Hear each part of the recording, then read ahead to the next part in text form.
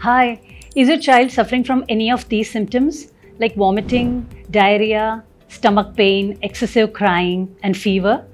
Don't worry, we are here to help you. I'm Dr. Krishna Priya, consultant pediatrician in Apollo Specialty Vanagaram in Chennai, and we come across infections in children of this kind on a regular basis. Medically, this is called gastroenteritis. It's a common problem in children. What it means is there is an infection of the stomach and the intestines, both small and large intestine. As a result, children can present with a variety of symptoms like vomiting, diarrhea, that is loose watery stool, abdominal pain, that is stomach pain, fever. They can have body ache or muscle aches. Nothing to worry, it usually resolves on its own. It's a self-limiting illness and settles between 5 to 7 days. The most important thing you need to remember is commencing them on oral rehydration solution, and that is in order to prevent dehydration. There is a big difference between a gastroenteritis because of viruses and dysentery. Parents generally tend to get confused between a viral infection and a bacterial infection. In case of viral infections, children usually present with watery stools without any systemic symptoms. That means they don't have any blood in the stools, they don't have any fever, they are generally very well with it. And this is the common presentation. But in case of a bacillary dysentery, children usually have blood and mucus mixed in the stools. They have severe abdominal pain, that is stomach pain before they open bowel. They can have fever, they are very tired, unwell. So parents should remember the difference between a simple diarrhea and dysentery. Now, there are various causes. By far, viruses are the commonest cause, accounting for around more than 60% of cases in children. Now, rotavirus globally is a leading cause of diarrheal illness in less than 5 years of age. And there is an estimated 11.37 million episodes of gastroenteritis or diarrheal illnesses in Indian clinical setup in children who are under 5 years of age. Now, as I said earlier, it's a self-limiting illness, so no need for any kind of test is required. But when children go to an epidemic area or high-risk areas, children who have diarrheal illness for more than 10 to 14 days, who have got other comorbid conditions like they have got inflammatory bowel disease, they have oncological problem, they have immune deficiency problem, then it is important that they have baseline microbiological test done in the form of stool test. It's very important for parents to be able to pick up signs of dehydration, which is the main aim of my talk. When any of the symptoms like vomiting is excessive, diarrheal illness is excessive outpour of loose stools, and the child has got high-grade fever, then they have a potential to get dehydrated.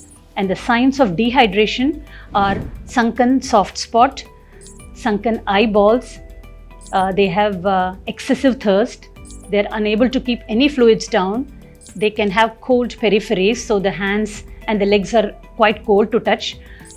They can also feel very tired and lethargic. So when parents come across any of these symptoms, then they should take them to the nearby emergency and get them assessed and treated appropriately. Now, what is the management for these infections, the gut infections? Dietary management involves, if babies are under 6 months of age, breastfed babies should be encouraged to be breastfed, which is the most important rehydration therapy. And if they're bottle-fed babies, then it's better not to dilute their formulas, and there is no need to look for modified formulas. At home, readily available homemade liquid diets are available, like rice kanji, dal water, then you have vegetable soup, salted lassi, and coconut water. These are all very, very easily available, and along with these, you should also encourage children to have plain water, small but at frequent intervals. That's the mainstay of treatment, because when your stomach is so inflamed and sore, they will not be able to tolerate if the child gulps water at a stretch. So it's very important you can use paladai or teaspoons and give small fluids at frequent intervals. And what is a mode of contraction? It is very important to understand that in order to prevent these kind of gut infections, we normally say it's orophycal route is the way of contracting these infections, which means when you consume contaminated food, contaminated water, then the access to the gut by these bacteria and viruses are very easy. Similarly, when there is an outbreak of infection, so you can contract the infection from an infected child. So when a child goes to nursery who's already infected or to crush, then the other children get affected by the same illness. So it's very important for parents to remember that when the child has got these infections, you have to keep them at home for at least 48 hours since the last episode of diarrheal illness. Especially small babies. We see babies on a regular basis coming to clinical practice with diarrhea. You suspect how do they contract all these infections. It's just their mere habit of licking all these objects and the toys on a regular basis.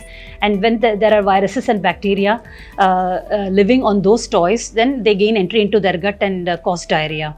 So how do we prevent these infections? How do we prevent gut infections? Number one, hand hygiene. So you need to encourage children to wash their hands with soap and water, clean water, before eating, after coming back from washroom. People who are cooking food, whether it is at home or outside, should make sure that they wash their hands before they cook. Especially after COVID, we have seen children, quite aware, when you see them in the hospital setup, they are just using the sanitizer on a regular basis. So it has been a boon for us with regard to cleanliness. Apart from that, breastfeeding is very, very important. And children who are breastfed are less likely to get gut infections. And especially a special thanks to rotaviral vaccine. Since the introduction, there has been a dramatic difference in the incidences of infections because of the rotavirus. So parents should be up to date with rotavirus and measles vaccination in order to prevent gut infections. To summarize, I would like to mention that gut infections are a very common problem which can be easily prevented, and the mainstay is prevention by keeping hand hygiene, food hygiene, vaccination, breastfeeding, keeping your environment and your house nice and clean, and that's about it. Thank you so much.